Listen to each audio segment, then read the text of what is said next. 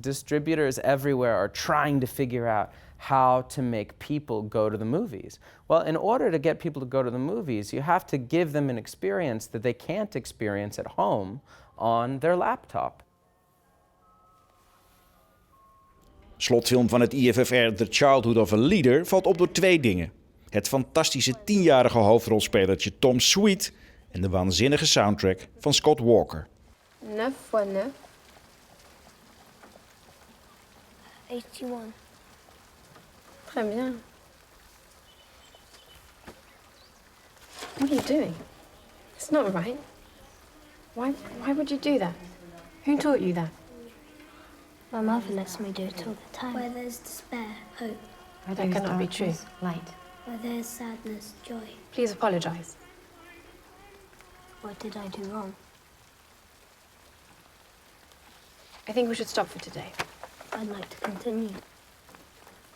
No, not today.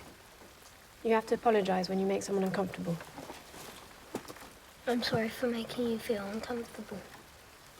Hold your hand out.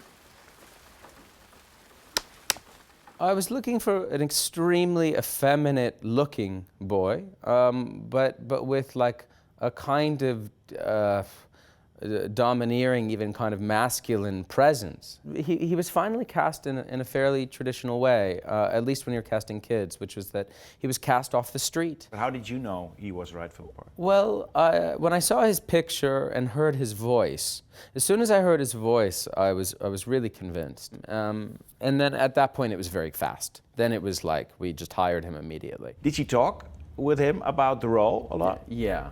Well, but so that he could understand sort of what yes, you were exactly. One thing I knew from having grown up as an actor myself, and because I had acted when I was his age, I started when I was 7, I knew that I found it very frustrating when people would try to trick a performance out of me or try to, I wanted to be treated like an equal. And at that age, that starts to kick in. You start to want to be treated like a young adult.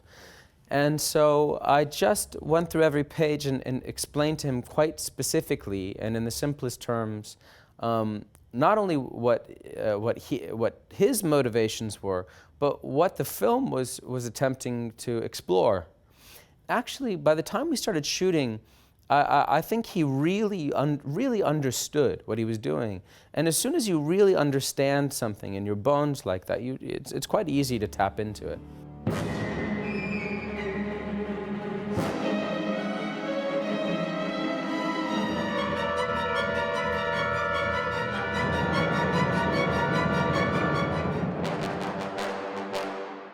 There's this brilliantly insane soundtrack by Scott Walker. Yeah. Why Scott Walker? Well, Scott was my favorite musician. I wrote the film with him in mind. I didn't necessarily think that he would ever agree to do it, but he's sort of a recluse, right?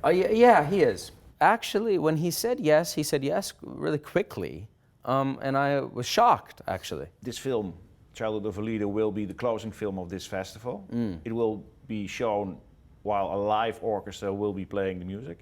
Has that ever happened to this film before? No, certainly not. I mean, frankly, it's unusual to hear of a live orchestra for a contemporary film anywhere. I mean, it's a pretty wild thing that the festival and Scott's team was able to pull it off, because it's a lot of musicians and it requires a lot of power. I mean, the horn section, I mean, even to have players that have lungs that are big enough to pull it off, because it's a lot of sustained chords and stuff on the soundtrack. So not only did it require a lot of people to actually record the soundtrack, but it requires even more people to perform it live, because what Scott is demanding of the orchestra, though, is something ferocious. So it will be a much louder performance than what you're usually accustomed to hearing in a live environment. Did you ask him to write something ferocious? Yeah. Yeah, but I also knew based on his prior work that he would be able to deliver something ferocious. So you know, if you ask to Scott Walker to turn it up to 11, he turns it up to 11 and a half. So are you nervous about? No, I'm not nervous because I know Scott's team has been in charge of it, and they are the most thorough people I've ever worked with. So I think it's going to be amazing.